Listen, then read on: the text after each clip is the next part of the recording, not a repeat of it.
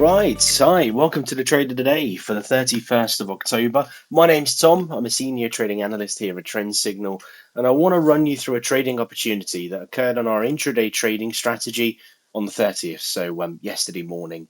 We're looking at the German markets. We're looking at a short position. Now, I'll spoil the end for you pretty quickly.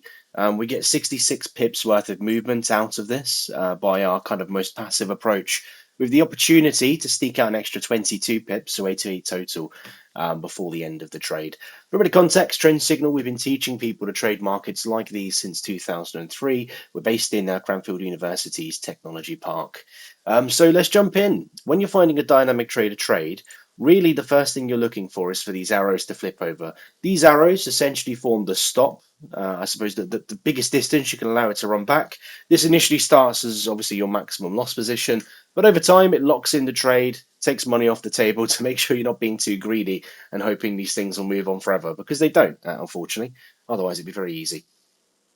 So what we do, we wait for the arrow to flip, and there's a 5-step process. In this case, with an arrow outside, it's actually a 4-step process, but I will mention the 5th step anyway. So step 1, we look at the arrow position. The arrow's outside. This tells us that the market has been stretched previously, and we're looking for a higher energy opportunity. Because it's higher energy, we need less structural support. We need the market to progress less in the direction before we actually consider taking this trade.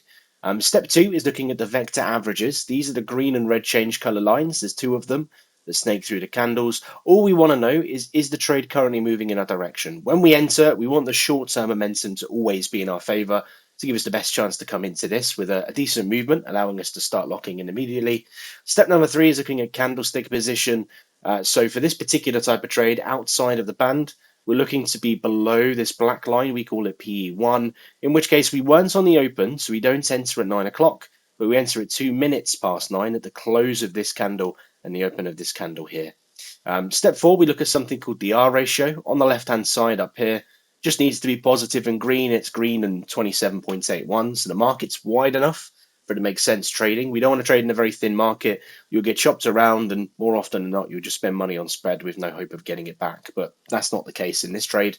And number 5, this is the rule that you can kind of skip for these higher energy trades. It's respecting the trend. So if the arrow was inside, the market's not stretched. We want the longer term trend of the market to always be with us. Where it's outside, we don't care. We'll happily trade against the trend. And more often than not, you'll normally find that you're trading against the trend because the market necessarily has to be stretched before. Now, this is the lower chance case of happening, where we have these explosive trades, but the trend is in our favor. You can see it changes between blue and orange. We go from the open candle to the candle where the arrow was first hit. You can see the difference in between it is orange.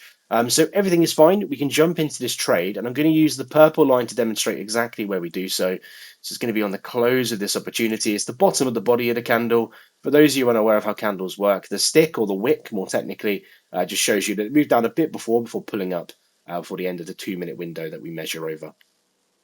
And all that happens, if you're brand new to the system, you want the most passive hand-up approach, you just follow your stop loss down with the black line. So our stop loss starts with the black arrow, and over time, so you go 2, 4, 6, 8, 10, 12, 14 minutes. And between 14 and 16 minutes, we pass from just behind break-even to starting to lock in profit.